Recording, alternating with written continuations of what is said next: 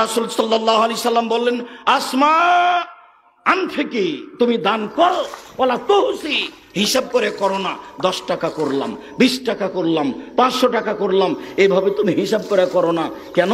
ফাইহিসাল্লাহু আলাইকে, তাহলে আল্লাহ গুনে গুনে নেকি দিবেন। তুমি গুনে গুনে দান করলে গুনে গুনে নেকি দিবেন। ওয়ালা তুই আয়েশা, আসমা, কখনো দানের পথ বন্ধ করো না, কখনো দানের পথ বন্ধ করো না, নইলে আল্লাহ তাআলা তোমার রুজির পথ বন্ধ করে দিবেন, সংকীর্ণ করে দিবেন, অর্থ কমিয়ে দিবেন। ফারজাকি মুস্তাতাতি, আসমা সম্ভবপর, যেভাবে সম্ভব সেভাবে দান করো। ইনি আসমা, তার স্বামী হচ্ছেন গরিব মানুষ। তার স্বামীর ব্যাপারে হচ্ছে আল্লাহ রাসূল তাকে একটা জমি খেতে দিয়েছিলেন, সেই জমিতে তিনি খেজুর গাছ লাগিয়েছিলেন।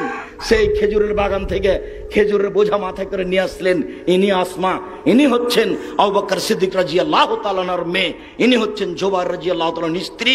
ইনি কত সচেতন মানুষ, হাদিসে তাদের কত বর্ণিত হয়েছে, তাদের নামে হাদিস। সম্মানিত দিনী ভাই বোন, আল্লাহর নবী তাকে এইভাবে দান করতে বলছেন। আবু হুরায়রা রাদিয়াল্লাহু তাআলা আনহু বলেন, রাসূল সাল্লাল্লাহু আলাইহি সাল্লাম বলেছেন, ইন তাফজলিল ফাজলা খায়রুল লাক, পৃথিবীর মানুষ তোমার খেয়ে পরে যেটা বেঁচে গেল সেটুকু দান করে দাও, তাহলে তোমার জন্য ভালো হবে। আইন তুমসিক শারুল লাক, তুমি যদি না দিয়ে রেখে দাও তাহলে তোমার জন্য ক্ষতি হয়ে যাবে, তুমি বিপাকে পড়ে যাবে।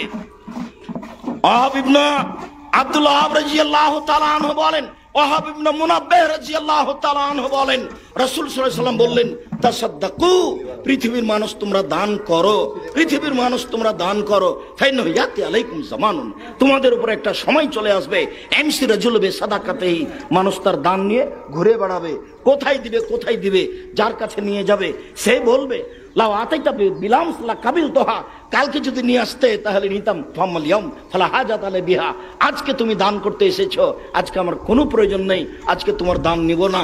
পৃথিবীর মানুষ শুনে রাখো, ওই দিন আসার পূর্বেই তোমরা দান করে আল্লাহকে সন্তুষ্ট করো, জান্নাত কেনার চেষ্টা করো।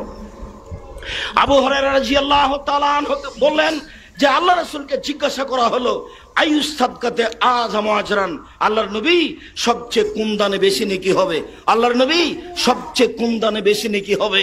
তখন আল্লাহ রাসূল উত্তরে বললেন 4টা কথা।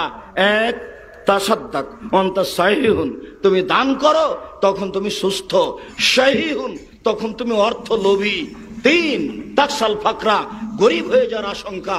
4, তামালুল গেনা, অন্তরের ভিতরে কাজ করছে ধনী হওয়ার। 1, ভিতরে কাজ করছে ধনী হওয়ার। 2, কমে যাওয়ার ভয়। 3, একেবারে অর্থের লোভী। 4, শরীর সুস্থ।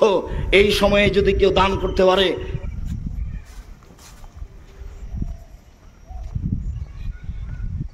বিসমিল্লাহ, আল্লাহু আকবার, আল্লাহু আকবার।